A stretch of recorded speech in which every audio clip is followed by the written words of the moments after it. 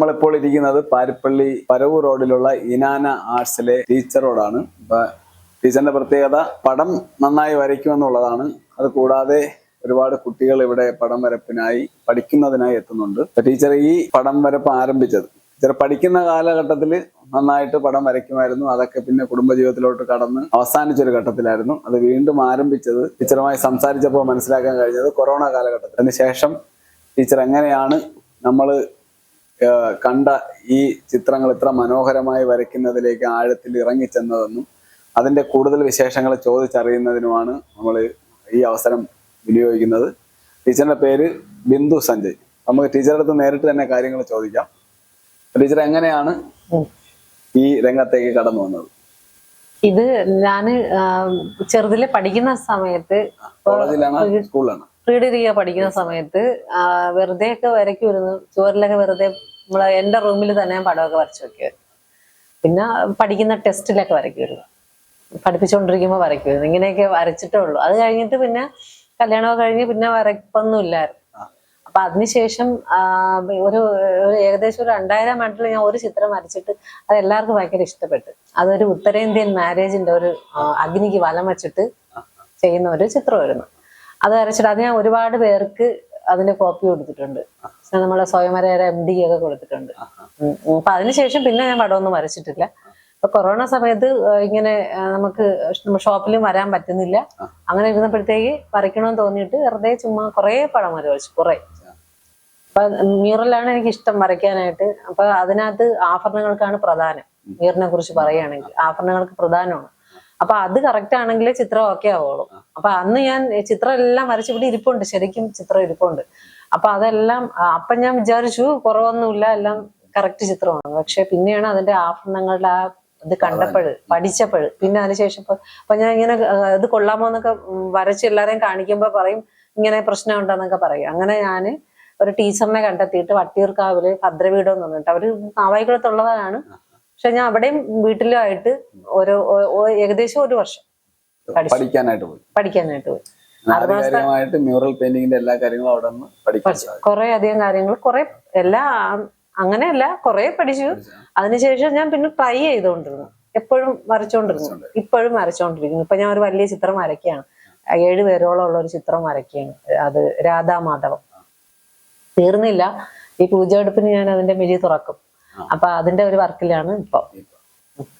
ഇപ്പൊ ഈ ഇനാന ആർട്സിൽ ഇപ്പൊ വെക്കേഷൻ സമയത്ത് ഒരുപാട് കുട്ടികൾ പഠിക്കാനായിട്ട് വന്നു.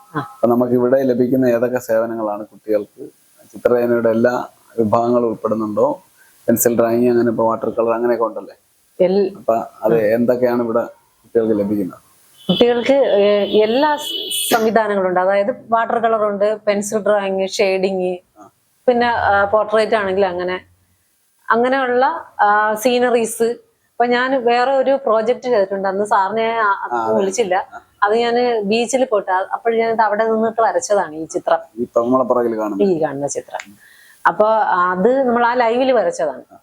കുട്ടികളെല്ലാം കൊണ്ടുപോയിട്ട് അവരെ ഞാൻ ലാൻഡ്സ്കേപ്പ് ചിത്രം വരയ്ക്കാനായിട്ട് 2 മാസം കഠിനമായ പ്രാക്ടീസാണ് കൊടുത്തത്.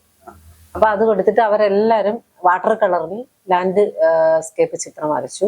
അപ്പൊ അവിടെ വന്നിട്ട് കുറച്ച് ബൈഹാർട്ടാക്കി കൊടുത്തിരുന്നു. അപ്പൊ അവിടെ നിന്ന് എല്ലാവരും ചിത്രം വരച്ച് അതങ്ങനെ ഒരു പ്രോജക്റ്റ് ചെയ്യും. അങ്ങനെ അപ്പൊ എല്ലാ തരത്തിലുള്ള ചിത്രങ്ങളും പഠിപ്പിക്കും. കാർട്ടൂൺ ഉൾപ്പെടുന്നില്ലല്ലേ? കാർട്ടൂൺ ഉൾപ്പെടുന്നില്ല. ഈ കുട്ടികൾക്ക് മ്യൂറൽ പെയിന്റിങ് അത് സെപ്പറേറ്റ് കോഴ്സാണ്. അപ്പൊ നമ്മൾ സാധാരണ ഈ ഒരു മന്ത്ലി ചെറിയൊരു ഫീസിലുള്ള ഇളവിൽ ഈ കോഴ്സ് പഠിപ്പിക്കാൻ പറ്റുന്നത്. ഇതിന്റെ ബേസിക് കോഴ്സിന്റെ തന്നെ ഒരു റേറ്റ് എന്ന് പറയുമ്പോൾ 25,000-നാണ് സ്റ്റാർട്ട് ചെയ്യുന്നത്. അപ്പൊ അതുകൊണ്ട് തന്നെ കുട്ടികൾക്ക്, പിന്നെ മാത്രമല്ല കുട്ടികൾക്ക് ഈ ആഭരണങ്ങൾ വരയ്ക്കാനായിട്ട് ബുദ്ധിമുട്ടായിരിക്കും. അതിൽ നമുക്കിപ്പോ ഒരു മ്യൂറൽ പെയിന്റിങ് പഠിക്കണമെന്ന് താല്പര്യമായിട്ട് ഏത് ഏജിലുള്ളവർ വന്നാലും ഏത് ഏജ്, ഇവിടെ ആരെ വേണമെങ്കിലും പഠിപ്പിക്കുന്നതിൽ എനിക്ക് കുഴപ്പമില്ല. ഏജ് പ്രശ്നമില്ല, ആൺപെൺ ഭേദം അങ്ങനെ ഒന്നുമില്ല. പഠിക്കാൻ ഇഷ്ടമുള്ള ആർക്ക് വേണമെങ്കിലും. അതായത് നമുക്ക് അതിനൊരു ദീർഘകാല സമയം വേണം മ്യൂറൽ പെയിന്റിങ് പഠിച്ചെടുക്കണം. പക്ഷെ ഞാൻ പറയുന്നു ഒരു 6 മാസം തുടർന്ന് വന്ന് പഠിക്കുവാണെങ്കിൽ തീർച്ചയായിട്ടും ഒരുപാട് പറ്റൂല്ലെങ്കിൽ എന്നെ പോലെങ്കിലും വരയ്ക്കാൻ പറ്റും. തീർച്ചയായും. അപ്പൊ അങ്ങനെ പഠിപ്പിച്ച് മ്യൂറൽ പെയിന്റിങ് നമുക്ക് വേണമെങ്കിൽ ഇവിടെ നിന്ന് 6 മാസം കൊണ്ട് തുടർച്ചയായിട്ട് പഠിച്ച് നേടാൻ പറ്റും. ഉറപ്പായിട്ടും പറ്റും. ഇപ്പൊ വെക്കേഷൻ സമയത്ത് അതൊരു പാക്കേജ് ആയിട്ടായിരുന്നു 2 മാസത്തെ ട്രെയിനിങ് ലാൻഡ്സ്കേപ്പിംഗ് മാത്രമായിരുന്നു. ഇപ്പോഴല്ല, അത് ഞാൻ മുമ്പുള്ള കോഴ്സാണ് ലാൻഡ്സ്കേപ്പ് ചിത്രം വരയ്ക്കുക. ഇപ്പോഴങ്ങനെയല്ല, ഇപ്പൊ വേറൊരു രീതിയിലായിരുന്നു ഇപ്പൊ ചെയ്തിരുന്നത്. അതെങ്ങനെ? ഇപ്പൊ എന്ന് പറഞ്ഞാൽ മൊത്തം നമ്മുടെ ഒരു അവയർനെസ് ആയിരുന്നു കംപ്ലീറ്റ്. അതായത് ലോഗോ നിർമ്മാണം, അങ്ങനെ ബുക്ക് കവർ നിർമ്മാണം, അങ്ങനെ ഭയങ്കരമായിട്ട് ഡെവലപ്പ് ചെയ്യുന്ന രീതിയിൽ ഇപ്പൊ എല്ലാ സംവിധാനത്തോടും കൂടിയാണ് ഞാൻ ഒരു അവയർനെസ് കൊടുത്തേ ഉള്ളൂ. 2 മാസം കൊണ്ട് അത് ചെയ്യാൻ പറ്റുള്ളായിരുന്നു. അപ്പൊ അങ്ങനെ ഒരു സെറ്റിങ്സിലാണ് പഠിപ്പിച്ചത്. അതിന്റെ ഫൈനലായിരുന്നു അവർ ആ ബുക്ക് നിർമ്മാണം ഓരോരുത്തരും പടം വരച്ച് നമ്മൾ പ്രസന്റ് ചെയ്തത് അല്ലേ? അതെ, എല്ലാവരും സ്വന്തമായിട്ട് ബുക്ക് ഉണ്ടാക്കി, കവർ ഉണ്ടാക്കി, ബുക്കുകൾ പലതരത്തിലുള്ള ചിത്രങ്ങൾ വരച്ചു. ആ ഒരു കോഴ്സായിട്ടാണ് ചെയ്തത്. 2 മാസം. 2 മാസം. അപ്പൊ ഈ ക്ലാസ് നമുക്ക് ഇപ്പൊ ശനി ഞായർ വീണ്ടും തുടരുന്നുണ്ടോ? ഇപ്പം ശനി ഞായറും ക്ലാസ് തുടരുന്നുണ്ട്. അത് സാധാരണ കോഴ്സായിട്ടാണ്, പ്രത്യേകിച്ച് ഒരു കോഴ്സല്ല, സാധാരണ റെഗുലർ ക്ലാസ് ആണ്. പെയിന്റിങ്ങിന്റെ ബേസിക് പഠിപ്പിച്ച് അവരെ ലെവൽ അനുസരിച്ച് ആഴ്ചതോറും. അപ്പൊ എല്ലാ വർക്കിംഗ് ഡേയ്സിൽ വരുന്നവരുണ്ടോ? വർക്കിംഗ് ഡേയ്സിൽ വരുന്നവർ മ്യൂറൽ പെയിന്റ് പഠിക്കാൻ വരുന്നവരേ ഉള്ളൂ. അപ്പൊ അത് 6 മാസം തുടർച്ചയായിട്ട് പഠിക്കണം. തീർച്ചയായിട്ടും പഠിക്കണം. അപ്പൊ നമുക്ക് ഇവിടെ നിന്ന് ഈ മ്യൂറൽ പെയിന്റിങ്ങുകളല്ലാതെ നമ്മളിവിടെ ഇപ്പൊ ഒരു നെറ്റിപ്പട്ടത്തിന്റെ പടമുണ്ട്. അത് ആര് നിർമ്മിച്ചതാണ്? ഇവിടെ നമ്മൾ സ്വന്തമായിട്ട് ചെയ്തതാണ്? ആ ടീച്ചർ ചെയ്തതാണ്? ഞാൻ സ്വന്തമായിട്ട് ചെയ്തതാണ് നെറ്റിപ്പട്ടം.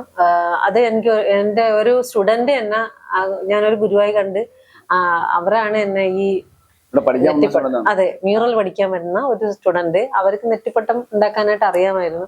അപ്പൊ എനിക്കിത് ഇഷ്ടമായോണ്ട് ഞാനത് പഠിച്ചു. അങ്ങനെ ടീച്ചർ ചെയ്തിട്ടത്. അതെ.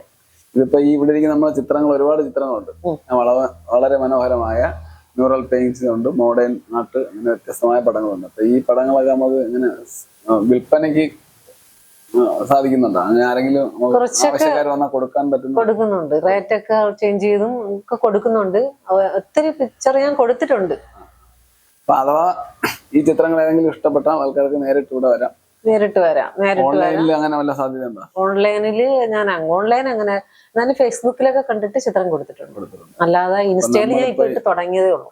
അപ്പൊ നമ്മളിപ്പോ ഈ ചെയ്യുന്ന വീഡിയോയിൽ താഴെ ഈ ഫോൺ നമ്പർ ഉൾപ്പെടെ നമ്മൾ കൊടുക്കാം. ഈ ചിത്രങ്ങൾ ആവശ്യമുള്ളവർ ഇപ്പൊ ഇവിടെ പറഞ്ഞ നമ്മുടെ നെറ്റിപ്പട്ടം, അത് കൂടാതെ വേറെ എന്തൊക്കെ? ശരിക്കും പറഞ്ഞ ആവശ്യമായിട്ട് വരുന്ന എന്തും പഠിപ്പിക്കണമെന്നാണ് എന്റെ ആഗ്രഹം. ഇപ്പൊ ഞാൻ ഈ ചെയ്യാൻ പോകുന്ന, ഇപ്പൊ ഇത് കഴിഞ്ഞ് ഞാൻ ഇപ്പൊ ഒരു ബുക്ക് ഇറക്കാനുള്ള ഒരു സംവിധാനത്തിലാണ് ഞാൻ കുറച്ച് കാര്യങ്ങൾ എഴുതിക്കൊണ്ടിരിക്കുന്നത്. ചിത്രകലയെ, അതായത് ഒരു പുസ്തകം ബേസിക് തൊട്ട് എലമെന്റ്സ് തൊട്ട്, അതായത് ഇതെങ്ങനെ ആ ഒരു രീതി തൊട്ട് ലാസ്റ്റ് വരെയുള്ള എല്ലാം ഉൾപ്പെടുത്തിക്കൊണ്ട് ഒരു പുസ്തകം. അപ്പൊ അതെന്ന് പറയുമ്പോൾ നമുക്ക് ആ ഒരു പുസ്തകം വെച്ചിട്ട് ആ ഒരു ചാപ്റ്റർ ബേസ് ചെയ്ത് പഠിപ്പിച്ചാൽ മതി. അപ്പൊ അല്ലെങ്കിൽ നമ്മൾ ഓരോ പ്രാവശ്യവും നെറ്റിൽ നോക്കും, പ്രിന്റ് എടുക്കും, ഇന്ന രീതി പഠിപ്പിക്കണം. ഇതിപ്പോ അങ്ങനെ പ്രശ്നമില്ല. നമുക്ക് എന്ത് ചെയ്യും, ഈ ചാപ്റ്റർ നോക്കി നമ്മൾ സാധാരണ സ്കൂളിലൊക്കെ പഠിക്കുന്ന പോലെ ഇതിന് വേണ്ടിയിട്ട് ഒരു പുസ്തകം സിലബസ് തയ്യാറായിക്കൊണ്ടിരിക്കുകയാണ്. അത് ഏകദേശം അടുത്ത മാസമല്ലോ ഞാൻ അത് എല്ലാ തരം പെയിന്റിങ്ങുകളും ഉൾപ്പെടുത്തിയിട്ടുണ്ടോ? പെൻസിലായാലും വരയ്ക്കുന്ന രീതിയെ കുറിച്ചാണ്, ഷെയ്ഡിങ്, അത് എല്ലാം ഉണ്ട്. അത് ഉടനെ പുറത്തിറങ്ങും. അപ്പൊ അത് പടം വരപ്പ് ഇഷ്ടപ്പെടുന്നവർക്ക് വളരെയധികം ഒരു ഉപകാരമായി.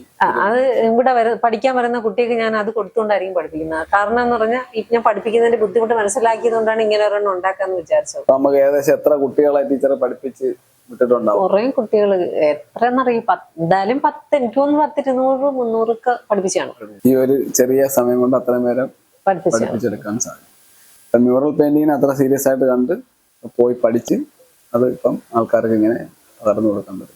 അപ്പൊ മ്യൂറൽ പെയിന്റിങ് ഒരാൾക്ക് പഠിക്കണം 6 മാസം എന്ന് പറഞ്ഞില്ലേ? അപ്പൊ അതിന് നമ്മളിവിടെ ഈടാക്കുന്ന ഫീസ് 25,000 രൂപയാണ് കോഴ്സ് ഫീ. ഞാൻ 20,000 രൂപയ്ക്കാണ് പഠിപ്പിക്കുന്നത്. പിന്നെ മ്യൂറൽ പെയിന്റിങ് ആകുമ്പോൾ ഓൺലൈനായിട്ടും പഠിപ്പിക്കുന്നുണ്ട്. അപ്പൊ ആ ഡീറ്റെയിൽ എല്ലാം നമുക്ക് താഴെ കൊടുക്കുന്ന നമ്പറിൽ ആൾക്കാർക്ക് ബന്ധപ്പെട്ട തീർച്ചയായിട്ടും ഓൺലൈനായിട്ട് കുട്ടികൾ പഠിച്ചിട്ടുണ്ട്, വളരെ നന്നായിട്ട് വരച്ചിട്ടുണ്ട്.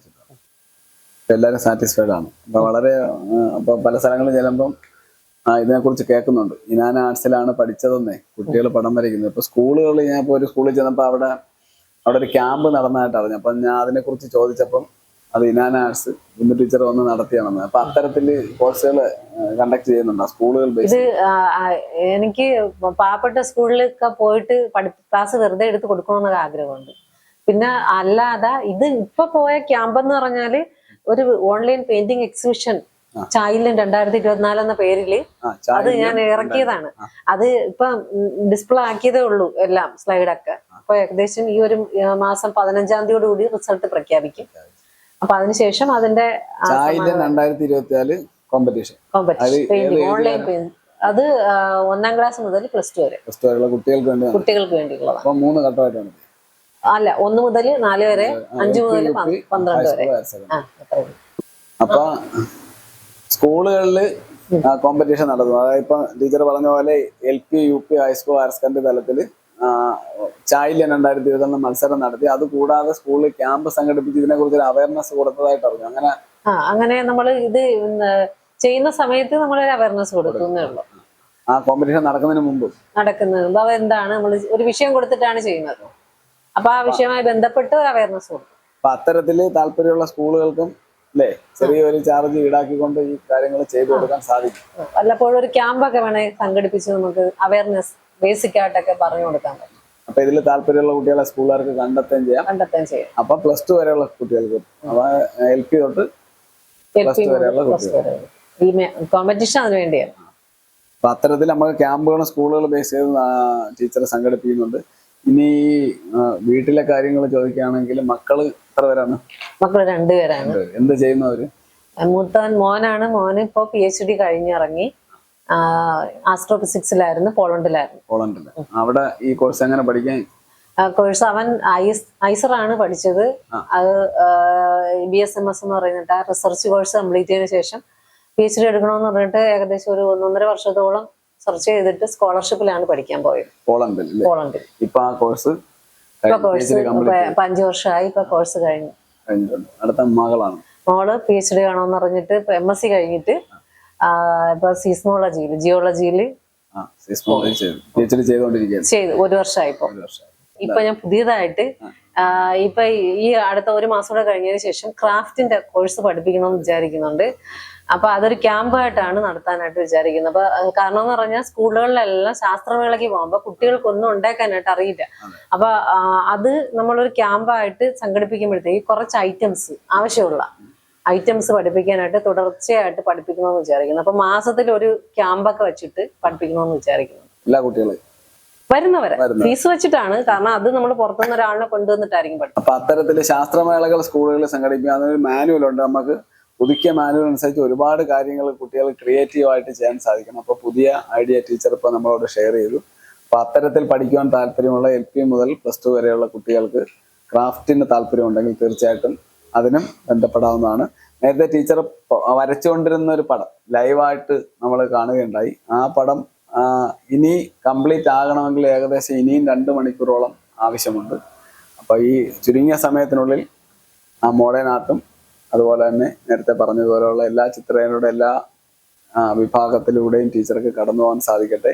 എല്ലാ വിജയാശംസകളും പറയുന്നു. അതോടൊപ്പം ഞാൻ നേരത്തെ പറഞ്ഞു വന്ന് പൂർത്തിയാക്കുകയാണ്. പഠിക്കാനും ഇതൊക്കെ വാങ്ങുവാനും ഒക്കെ താല്പര്യമുണ്ടെങ്കിൽ ഇതിനെ തൊട്ട് താഴെ കൊടുത്തിരിക്കുന്ന നമ്പറിൽ ടീച്ചറെ വിളിക്കാവുന്നതാണ്. നിങ്ങൾക്ക് നേരിട്ട് എത്തി ടീച്ചറോട് സംസാരിക്കാം. നിങ്ങളുടെ ആശയം